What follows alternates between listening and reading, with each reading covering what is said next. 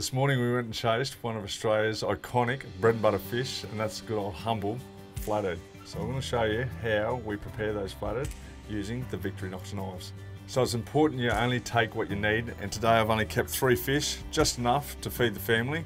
We've made sure that we've disposed of the fish by bleeding the fish and putting them on ice, and they've been kept in prime condition. The facility I'm using today has a metal surface. I've brought along a nylon cutting board to protect the blade of the knife. First thing I'm going to do is make an incision just behind the pectoral fin.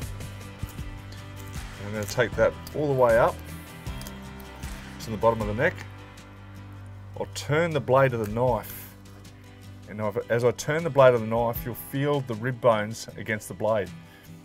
With most flathead, especially the smaller ones, you're able to just crack through those rib bones and work your way down to the back of the tail with an angle on the knife running along the backbone. You'll get a perfect fillet every time. After flipping the fish over, make that incision again all the way up to the base of the head. From there, turn the knife and run the blade with a firm stroke straight through the rib bones with an angled blade along the backbone, run it all the way down to the base of the tail. So for skinning, I've changed to a 20cm flexible straight knife. I'm going to make a small incision at the back of the tail, about 1 centimetre in, and what that'll allow me to do is get a little bit of grip on the back of the tail. The other idea is to run a little slice down the middle of the fillet, and that'll keep the fillet nice and flat.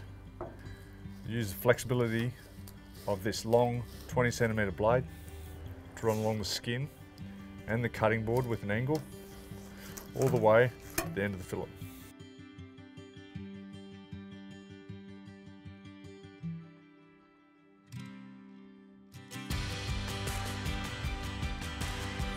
I'm preparing these fillets for the family, so I'm going to take the pin bones out and also the rib cage.